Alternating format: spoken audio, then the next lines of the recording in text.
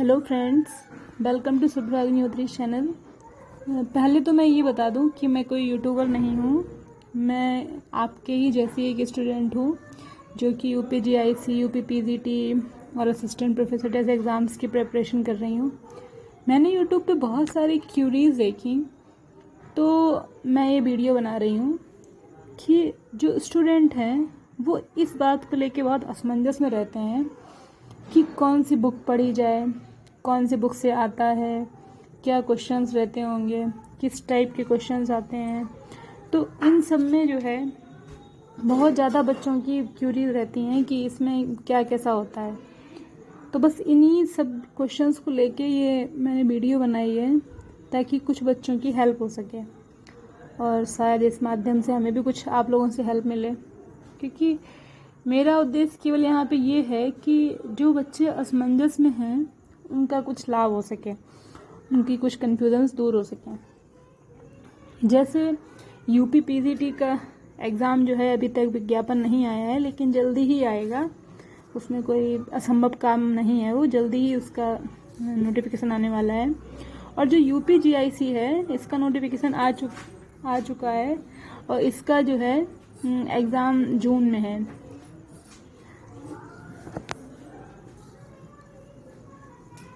तो UPPGT का notification आने में लगभग 2-3 दिन अभी बाकी हैं।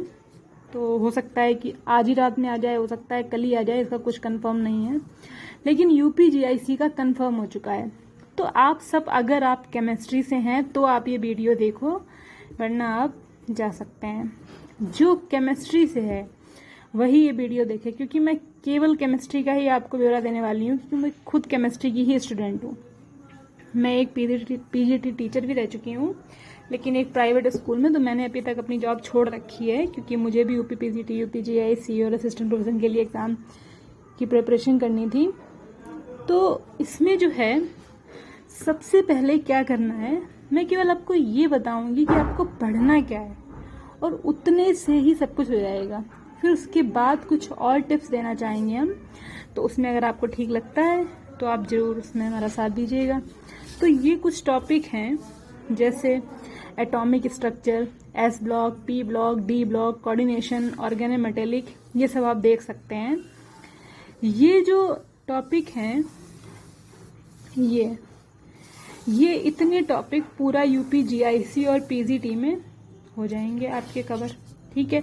इतने ही टॉपिक UPPGT और GIC में आने वाले हैं।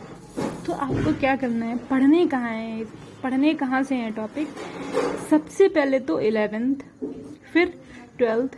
देखो, ज़्यादा कुछ नहीं देखना है हमें लिमिट में पढ़ना है, क्योंकि अगर आप लिमिट में नहीं पढ़ेंगे और अगर आपने सोचा कि हम यहाँ से ही पढ़ लें, वहाँ से ही पढ़ लें, सब कुछ कर लें, तो फिर सब कुछ बर्बाद होने वाला है। एक सिंपल सी भाषा सुनो। यूट्यूब पे बहुत लोग हैं जो मतलब बहुत कुछ बता रहे हैं, ऐसा कुछ भी नहीं है। पेपर बहुत ही सिंपल आएगा। केमिस्ट्री के आपकी केमिस्ट्री अच्छी होनी चाहिए। जैसा कि GIC में GS भी आ रहा है, लेकिन GS से हम लोग को कोई लेना देना नहीं है। हाँ, बस 1-2 वीडियो देख लो, एक गाने जैसे उसको एंजॉय करो। उसमें ये नहीं है कि हम उसमें बहुत ज़्यादा उसमें लगे पड़े हैं। तो GS से हमारा कुछ नहीं होगा। हमारा होना किससे फ़ायदा, केवल केमिस्ट्री से, ठीक है। तो केमिस्ट्री पे पहले ध्यान दो, बाकी GS तो बाद में होता रहेगा।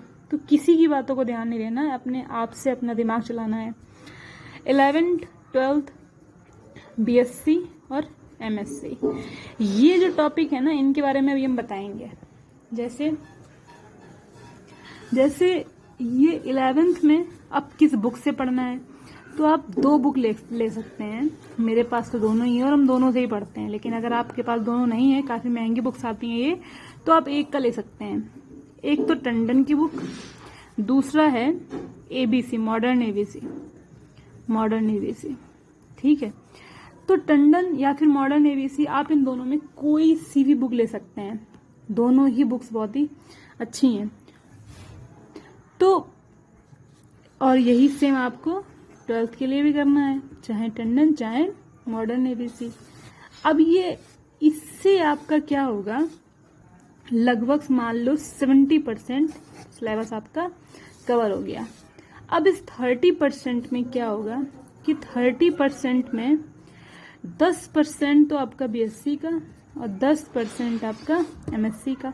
एमएससी का क्या होगा, जैसे ऑर्गेनोमेटेलिक टॉपिक है, ठीक है, तो वो है 12th में भी, लेकिन जो आएगा ना वो थोड़ा सा हायर लेवल का होगा, तो वो आपको एमएससी की बुक्स में से एक चैप्टर है, उसमें थोड़ा हम लोग देख लेंगे, उससे काम बन जाएगा। अगर आपको ये सब अच्छा लगे तो आप सब्सक्राइब करके हमें कमेंट करिएगा। सब्सक्राइब भले मत करिएगा, हमें कोई यूट्यूब की वो नहीं है, लेकिन आप जो है हमें कमेंट करिएगा तो हम आपको बताएंगे कि आप इसमें से क्या टॉपिक पढ़ें। बीएससी और एमएससी में से भी हो जाएगा, और 10% जो है ना ये आपसे जनरल क्वेश्चन पूछे जाएंगे। जनरल क्वेश्चन कैसे, जैसे मान लो वो तुमसे ये पूछ दे कि बाल में कौन सा प्रोटीन होता है, तो ये एमएससी बीएससी 12th 11th का टॉपिक नहीं, ये जनरल क्वेश्चन है केमिस्ट्री का, है ना। तो ये तो हो गया कि आपको कहाँ से पढ़ना है, ठीक।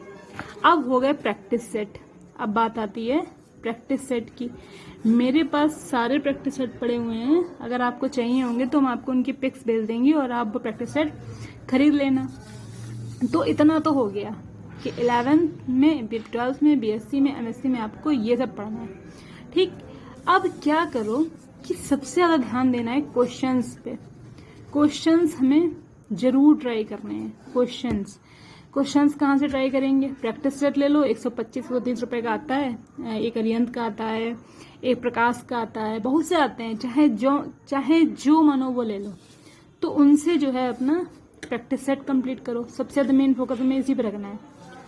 तो अभी टाइम है अभी टाइम बर्बाद मत करो कि हम ये कर लें वो कर लें, हम इनसे ही पढ़ लेंगे उनसे ही पढ़ लेंगे, कुछ मत सोचो। केवल ये 2 बुक प्रेफर करो, काम बन जाना है, कुछ नहीं देखना है, बस लिमिटेड पढ़ो और सिलेक्शन पालो।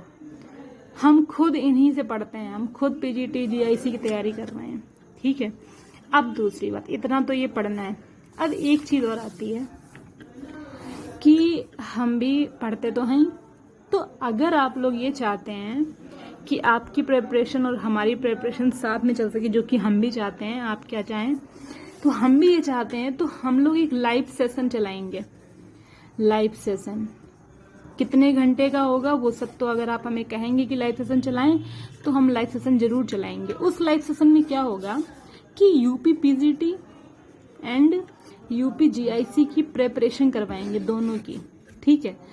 करवाएंगे नहीं, हम लोग साथ में करेंगे। जो आपका लेवल वो हमारा लेवल। हम नहीं कह रहे कि हम बहुत बड़े जो है वो टीचर हैं या फिर हमें बहुत कुछ आता ना, हमें जो आता है वही आपको भी आता है। बस अंतर क्या है, थोड़ा सा स्मार्ट स्टडी करनी है। हम लोग को बहुत ज्यादा हार्ड वर्क नहीं करना, हमें स्मार्ट वर्क करना है, ठीक। तो हमारा क्या होगा कि हम लोग टॉपिक साथ में पढ़ेंगे, हम लोग क्वेश्चन साथ में ट्राई करेंगे, जो जिसको नहीं आएगा वो एक दूसरे से पूछेगा।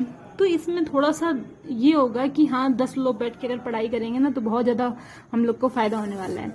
अब इतना तो आपका हो गया। अगर अब किसी को कोई हमसे कुछ भी पूछना है कि कौन सी बीएससी एमएससी की कौन सी बुक देखें, क्या करें, ये जनरल क्वेश्चन कहाँ से मिलेंगे, और ये क्वेश्चंस के प्रैक्टिस सेट बुक जो है कौन सी लेनी चाहिए, लाइव सेशन करेंगे कि ना करें, तो ये सब चीजें भी आप पे डिपेंड करती हैं। तो मेरा हम पहले ही बोल चुके हैं कि हम कोई भी यूट्यूबर नहीं है, हम केवल ये चाहते हैं कि जो बच्चे भटक रहे हैं, जैसा कि हमने क्यूरीज देखी बहुत सी, हम खुद देखा करते हैं 1-2 वीडियोस, तो हम ये नहीं चाहते कि बच्चे ऐसे मतलब भटक रहे हैं कि क्यूरीज की क्या बुक पढ़ें क्या ना पढ़ें, कैसे पढ़ें, मुझे कुछ समझ में नहीं आ रहा। तो बच्चे बड़े परेशान हैं, तो परेशान होने की तो कोई ज़रूरत ही नहीं है।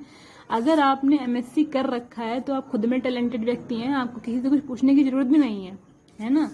तो इतना करो, बाकी अगर कुछ भी रहता है, कुछ भी पूछना है तो वो हमसे पूछ लेना, हम बता देंगे। इन दोनों के अलावा कोई बुक मत देखो, इतने से अपना काम बिल्कुल 100% पूरा हो जाएगा। कुछ भी अलग सोचने की जरूरत नहीं है। चाहो तो एनसीईआरटी और ट्राई कर लो, वरना एनसीईआरटी टंडन और मॉडर्न एबीसी सब में दे रखी होती है। तो एनसीईआरटी तो ये दोनों कवर करवाते हैं, तो एनसीईआरटी भी हो जाएगी साथ में।